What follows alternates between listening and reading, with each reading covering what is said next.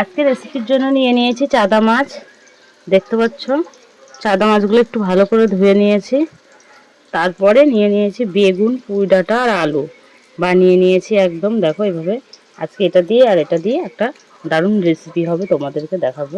সম্পূর্ণ রেসিপিটি দেখবে। প্রথমে জিরে আর ধনে আমি ভাজা করে নিচ্ছি। ভাজা করার পর পাটায় বেটে নেব।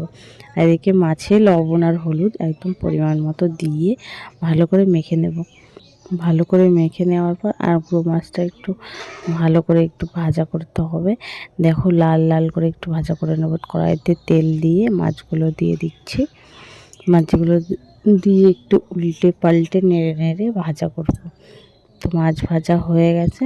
এবার আমরা যেগুলো সবজিগুলা রেখেছি সেগুলো ভাজার জন্য একটু জিরা তেলের উপর দিয়ে কাঁচা লঙ্কা চিড়ে রেখেছি, সেই কাঁচা লঙ্কা তেলের উপর দিয়ে ডাঁটাগুলো সবজিগুলোকে ভালো করে নাড়াচাড়া করে ভাজা করে নেব।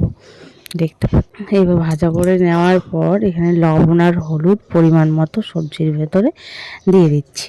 সবজির ভিতরে লবণ হলুদের পরিমাণটা একদম ঠিক রাখবে, নইলে কিন্তু খেতে পারবে না। লবণ বেশি হয়ে গেলে খাওয়া যাবে না। এবার আর একটুখানি নাড়াচাড়া করে ভেজে নেওয়ার পর এই দেখতে পাচ্ছ মশলাটা এদিকে বেটে নিচ্ছি, আর ওদিকে সবজি মশলা বাটা হয়ে গেছে। সবজিটাও ভাজা এদিকে হয়ে গেছে। জল দিয়ে দিচ্ছি। সবজিটা পরিমাণ মতো জল দিতে হবে। যে যেরকম রাখবে সে সেরকম দেবে। হয় ঝোল ঝোল রাখলে ঝোল ঝোল, আর নাহলে এটা যত শুকনা করবে ততটাই টেস্ট হবে। এটা শুকনা আমি মোটামুটি রাখবো একটা। মশলাটা তুলে নিলাম। মশলাটা তুলে নেওয়ার পর দেখতে পাচ্ছ ঝোলটা টকবক করে ফুটছে। এই টকবগিয়ে ফুটার মধ্যে আমরা মাছগুলাকে দিয়ে দিচ্ছি, গুঁড়া মাছগুলা। এবার গুঁড়া মাছগুলা দিয়ে কিছু মিনিট ফোটার পর তার মধ্যে মশলাটা দিয়ে দিচ্ছি।